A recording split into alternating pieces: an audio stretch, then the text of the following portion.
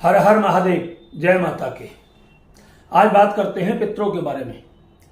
जब किसी व्यक्ति को अपने पितरों बार बार स्वप्न में दिखाई देते हैं या परिवार के किसी व्यक्ति को बार बार स्वप्न में दिखाई देते हैं, तो इसका मतलब वो आपसे कुछ कहना चाहते हैं, उनका यह संकेत होता है।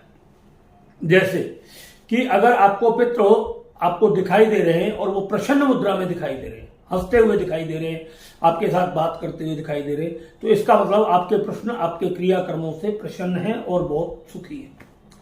अगर वही आपके पितरों आपको कहीं कुछ खाते हुए दिखाई दे रहे हैं बाहर, तो इसका मतलब है कि आपके पितरों भूखे हैं, उनके लिए आपको कुछ ना कुछ करना चाहिए, किसी ब्राह्मण को भोजन कराना चाहिए या जिसको भी आप कराना चाहते हैं उनको आप भोजन कराना। अगर आपको पितरों रास्ते में दिखाई दे रहे हैं, चलते हुए जिस रास्ते में आपका आना जाना रहता है उस रास्ते में दिखाई दे रहे, तो इसका मतलब यह है कि पितरों ने आपका बंधन किया हुआ है, आपके रास्ते बंद किए हुए हैं और आप परिस्थिति और परेशानी में हैं। अगर इस परेशानी से दूर होना चाहते हैं तो उनको स्थान दे दो, कुछ भी कर दो आप, वो रहे मतलब रास्ते में दिखाई ना दे आपको। अगर आपको आपके पितरों बार बार आपके नजदीक बैठे हुए दिखाई दे या आपके साथ चलते हुए दिखाई दे स्वप्न में, तो इसका मतलब है वो आपके बिल्कुल आसपास हैं और आपकी सुरक्षा कर रहे हैं और आपकी मदद करते हैं।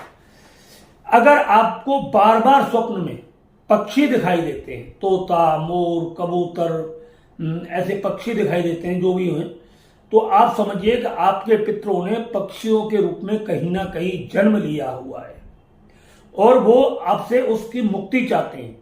तो सबसे पहली बात तो है आपको पक्षियों के लिए दाना डालना चाहिए, आपको उनके लिए दान करना चाहिए और कभी भी किसी पक्षी की हत्या नहीं करनी चाहिए, उनका मांस आपको नहीं खाना चाहिए, किसी भी पक्षी का। इस बात को ध्यान रखना, तोता, कबूतर, मुर्गे और मोर की बात नहीं कर रहा, किसी भी पक्षी का मांस आपको नहीं खाना है, चाहे वो मुर्गा हो, बतख हो, कोई भी हो, किसी का मांस ना खाएं। अगर आप ये खाओगे तो आपके साथ में बहुत भयंकर आपको नुकसान हो सकते हैं और आपके घर में कुछ अनहोनी भी हो सकती है। अगर आपको मतलब कुछ पानी के जीव दिखाई दे, जैसे तोता वो जैसे मगर दिखता है, मछली दिखती है या पानी के जो और जीव जंतु होते हैं वो आपको अगर दिखते हैं, तो इसका मतलब है आपके पितरों ने जलचर जीवों में जन्म लिया है। उनके लिए आप वहां पर आटे की गोलियां डालें, उबले हुए चने डालें, गेहूं डालें उनके भोजन के लिए, इससे आपके पितृ संतुष्ट होते हैं। और कभी भी किसी जैसे जलचर बड़ मछली वगैरह ऐसे किसी जीव का मांस आपको बिल्कुल भी नहीं खाना है।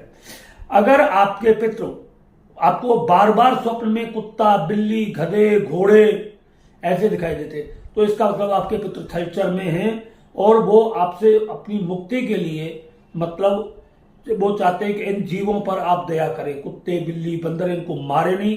अगर ये आपके घर के सामने सो रहे हैं, कुछ भी करें, तो आप इनको कदापि ना मारें और उनको भोजन देने की व्यवस्था करें। कुत्ते हैं तो उनको ब्रेड पीस खिलाएं, दूध पिलाएं, रोटी खिलाएं और जो भी आप उनकी मदद कर सकते हो। बीमार है तो उनको इलाज कराएं, रोड पर एक्सीडेंट हो गया है किसी जानवर का तो उसे हॉस्पिटल तक पहुंचाने की कोशिश करें, इससे आपके पितृ संतुष्ट होते हैं। तो ऐसी बहुत सारी चीजें हैं कि जो हमारे पितृ हमें संकेत देते हैं और उससे वो हमें मुक्त करते हैं। अगर आपको पितृ आपको स्वप्न में बार बार वृक्ष दिखाई देते हैं, तो वो पितृ आपके वृक्ष होने में चलेंगे। आपको वृक्षों के लिए मतलब अपने घर में मतलब प्लांट लगाने, उनमें सही समय पर पानी देना है और जब वो बड़े हो जाए, जैसे आपने अपने घर में आम का पेड़ लगाया, पीपल का लगाया, गूलर का लगाया, अमरूद का लगाया, कुछ भी आपने जो पेड़ लगाए, और जब वो बड़े होने लगे तो उनको ऐसी सुरक्षित जगह पर लगा दे जहां उनको कोई काटे ना।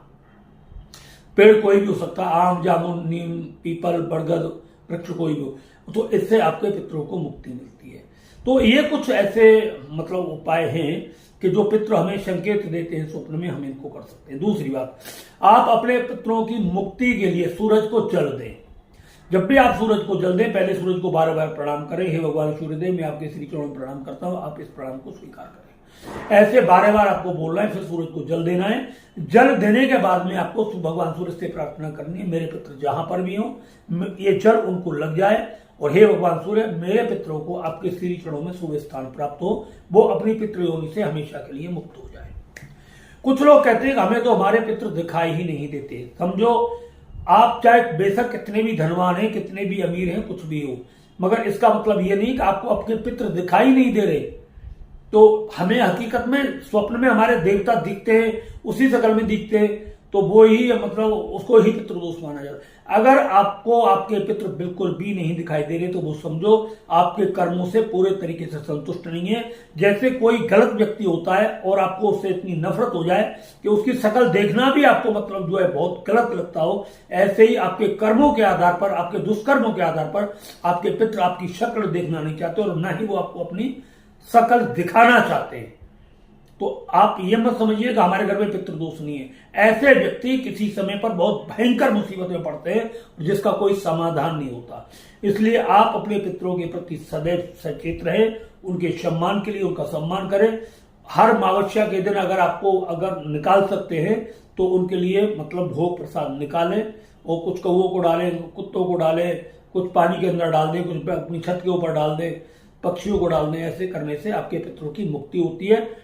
आपको रामायण का पाठ करें, पितरों के लिए सौंप दें, वो पितृ मुक्ति करते हैं। गीता का पाठ करें, आप 18 दिन में 18 अध्याय के पाठ गीता के करके हाथ में जल लें और कह दें मेरे जो भी पितृ जहां पर है इस वंश से मेरे से जुड़े हुए, यह गीता का पाठ उनको लग जाए और मैं उनकी सदगति के लिए पाठ कर रहा हूं, तो आपके पितरों को मुक्ति मिल जाएगी और उनके आशीर्वाद हमेशा आपके ऊपर बने रहेंगे। आपके घर में सुख शांति बने रहेगी, आपको दिन दूनी रात चौगुनी आपके कारोबार में वृद्धि होती रहेगी और उनके आशीर्वाद के वाइब्रेशन हमेशा आपके ऊपर बने रहेंगे और शुभ संकेत आपको जिंदगी में मिलते रहेंगे। अब एक बात बहुत सारे लोग कहते हैं कि जी वो मतलब मर गए और उनकी मुक्ति हो गई, चलो मैं जो कुत्ते बिल्ली बन गए, तो उस कुत्ते बिल्ली से भी तो उनकी मुक्ति करानी है भाई। वो गधे घोड़े बन गए, उस गधे घोड़े बार बार स्वप्न में आपको दिख रहे हैं कि हम गधे घोड़े बन गए, हम अपने कर्मों के अनुसार हम घड़े कुत्ते की तरह गधे की तरह रात दिन लगे रहे आपकी सेवा में, आपको घर मकान दे करके गए, सब कुछ किया हमने, झूठ हमने बोला, सच हमने बोला, किसके लिए क्या क्या नहीं किया आपके लिए हमने। और आज हम इस योनि में चले गए तो आप कम से कम हमारा उद्धार तो कर सकते हो। उसके लिए आप गीता पाठ कराएं, श्रीमद् भागवत का पाठ कराएं, रामायण का पाठ करें, आप सूर्य को जल दें, इन सबसे उनकी मुक्ति मिलती है और उनके आशीर्वाद आपको मिलने लगते हैं और आपके जीवन में हर कार्य में आपको सफलता मिलने लगती है।